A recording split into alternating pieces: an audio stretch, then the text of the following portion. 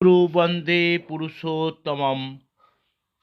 পরম প্রেমময় শ্রী শ্রী ঠাকুরের কথায় যজন কি? শ্রী ঠাকুর প্রদত্ত সৎনাম গ্রহণ করার পর কতগুলো জিনিস অস্থলিতভাবে এবং অনুগত্যের সঙ্গে নিত্য পালন করতে হয়। যেমন যজন যাজন ইষ্টভীতি সস্তৈনীয় সদাচার। যজন যাজন ইষ্টভীতি অস্তিত্বকে ধরে রাখে এবং আরতর বর্ধনার জন্য সস্তনী ব্রত গ্রহণ করে ঠিকভাবে পালন করে চলতে হয়। সদাচার হলো বাঁচা বাড়ার নীতি পদ্ধতিগুলোর নিয়ম মেনে চলা। এখন যজন মানে কি? যজন হলো নাম ধ্যান পূজা পাঠ আত্মবিচার আত্মবিশ্লেষণ ইত্যাদি ভিতর দিয়ে মনোজগৎকে ইষ্টের ছন্দানুবর্তী করে তোলা।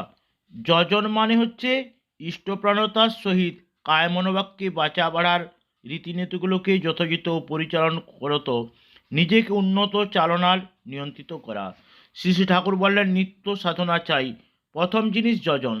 ভক্তির সঙ্গে ইষ্টের মনন নাম ধ্যান তার নীতি বিধিগুলো পরিপালন করা চরিত্রগত করা, এক কথায় নিজেকে ইষ্টের ভাবে ভাবিত অনুরঞ্জিত নিয়ন্ত্রিত করাই যজন।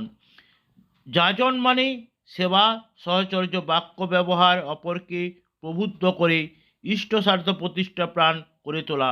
নিজে ইষ্টস্বার্থ প্রতিষ্ঠাপন্ন না হয়ে কিন্তু অন্যের ভিতর এই ভাবটা সঞ্চারিত করা যায় না। ইষ্টভীতি হলো নিত্য অন্নজল গ্রহণের পূর্বে ইষ্টকে নিত্য বাস্তবে যথাসম্ভব নিবেদন করা, নিয়মিতভাবে তাকে দেওয়া ও তার জন্য করার ভিতর দিয়ে তার উপর টান বাড়ে।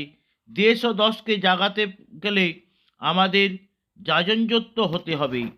প্রত্যেকের চলা বলা যেমন মানুষকে ইষ্টে উদ্বুদ্ধ করে তোলে, মানুষ হয় ঈশ্বরমুখী হবে, না হয় পবিত্রমুখী হবে।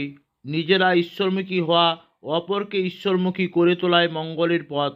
এই প্রত্যেকের করণীয়। সকলকে জয় গুরু বন্দে পুরুষোত্তমম।